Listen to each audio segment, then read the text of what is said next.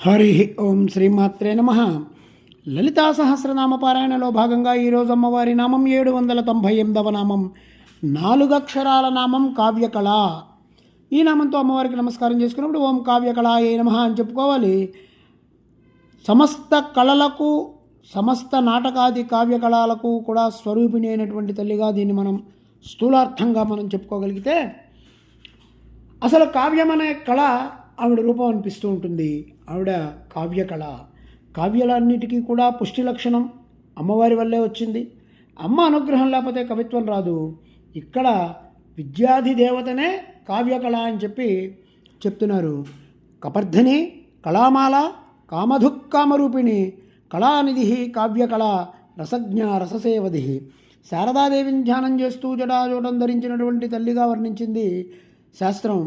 జటాజూటం మీద చంద్రకళ లేఖని దాల్చి ఉంటుంది తల్లి.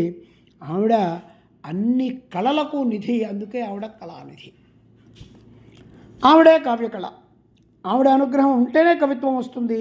కావ్యాన్ని సృజించగలిగేటువంటి ప్రతిభ కావ్యకళ. అమ్మా, నీ దయ లేకపోతే నేను కూడా కవిత్వం చెప్పలేనమ్మా అని చెప్పి, మేల్పట్టున్నాకగు నన్ను నమ్మితి జుమే బ్రహ్మే దయాంబోనిధి అని చెప్పి నమస్కరించాడు. భాగవతాన్ని ప్రారంభించే ముందే పోతన మహాత్ముడు.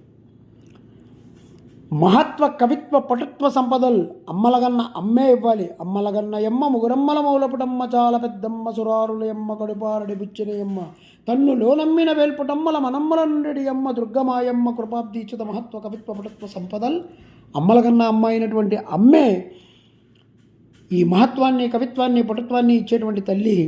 ఆ సంపదలన్నీ ఆవిడే ఇస్తుంది. ఆవిడ కావ్యకళ. ఇది వేదం చెప్పింది. ఆ వేద స్వరూపమే అమ్మ. అలాగే రమణీయార్థ ప్రతిపాదక శబ్దం కావ్యం, వ్యాఖ్యం రసాత్మకం కావ్యం అన్నారు.